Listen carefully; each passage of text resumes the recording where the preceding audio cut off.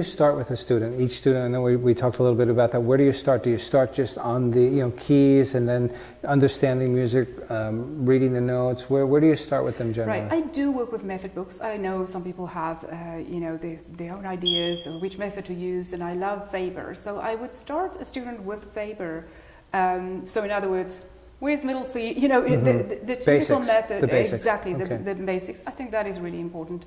But then I also have my own course where I introduce the chord Is this charts. a course that you've built? Yes. It's not in print or anything. I just have chord charts that I give my students. So I start with scales and chords very, very early because that's the foundation of everything. So when that seems to make sense, right? Oh my goodness, right. absolutely. And that's what most students, so many students don't want to do that. They're like, right. well, we don't want to do the scales and chords, and I tell them that's the base, that's the foundation. They want to play before they can actually. Exactly. Yes. Exactly. Yeah. You need to know the building blocks before you actually can build, right? Do you play with every? I mean, will you ever have? I know you said at times you'll go out the studio and maybe with a student. Would you do a performance with a student? Is that something that you've done? I haven't done that a lot, but some of my students do, and that makes me so happy. They go and they play at retirement facilities. So that's got to be very rewarding. Wonderful, Yeah, especially absolutely. over Christmas time. Yes, they will do that. So yes, that's wonderful. Tell us about your website a little bit. I know I have it here, the perfectpitchmusic.com. Yes, Tell us that's a little right. bit about that. That's right. Well, it needs an update, but they always do. Yes, it's always a work in progress. It's long overdue. So that's just to present myself as a teacher in Kingwood, so that people can find me. Sure. And I'm also part of Kingwood Humble Music Teachers Association, which is a small but very active group of teachers. All music teachers, all piano. Are they different? Is it just piano, acoustic, or is it? At this point, just piano. We've been trying to attract some guitar teachers and violin teachers and voice teachers, but at this point, it's just piano. We're just 14, just a really small group. Sure.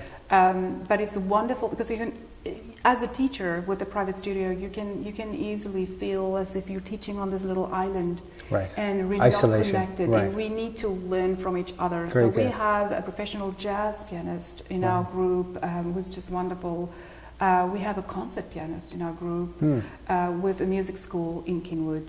She's the owner of Kingwood Music School. We have many interesting people in our small little group. Do they teach as well? They teach as well. They teach as well. Wonderful. And so we can learn from each other, and we have regular workshops. And how can you have a piano tournament? Yes. If how could we get that message out? Is that a message that needs to be told to the public so that they can?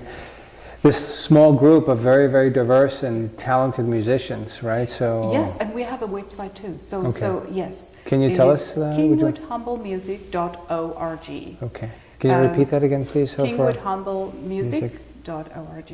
Perfect. Okay. Yes. Good. Yes. So we have, so we have profiles of all the teachers on there, and so that if people in Kingwood need a teacher, they can go to that site, and then I have my link of my site on there so that they can find me like that. But it's been wonderful to just get to know so many of the teachers in Kingwood and area, and we together then will have a piano tournament for the more competitive students. Very good. To a take competition. Part in. Yes. Exactly, so that Excellent. we can compete, our students can compete with each other, and we have a piano music hall, because some students really need those events that they can work towards for motivation.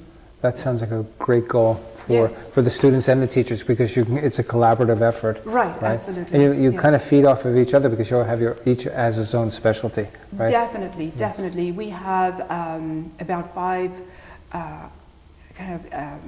programs per year. We meet every month.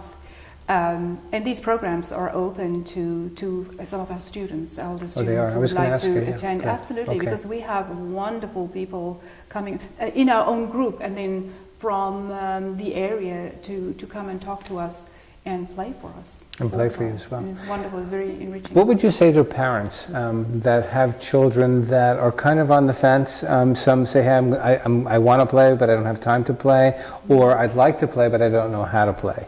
What would you say to a parent that, or even an adult that's looking at an acoustic piano and say, hey, I think I want to play. I don't know if I can play. The adult or for the child? Let's start with the child, yeah. What about a child? Yeah. Yes, well, you were talking about some of the challenges we have as piano teachers, and what I have heard before is from a parent is, well, we're not sure whether he is really going to take to it, so we'll buy a piano as soon as we see.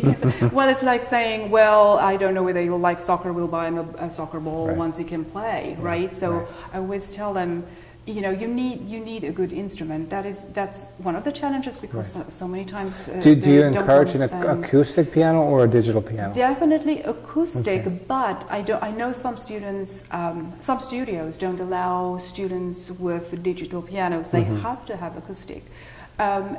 I love digital pianos too, so they, as long as the keys are weighted and it's 88 keys, they're allowed to start on that. But of course, as they progress and really take to it, I do ask students or parents to think about an acoustic piano. Making the investment.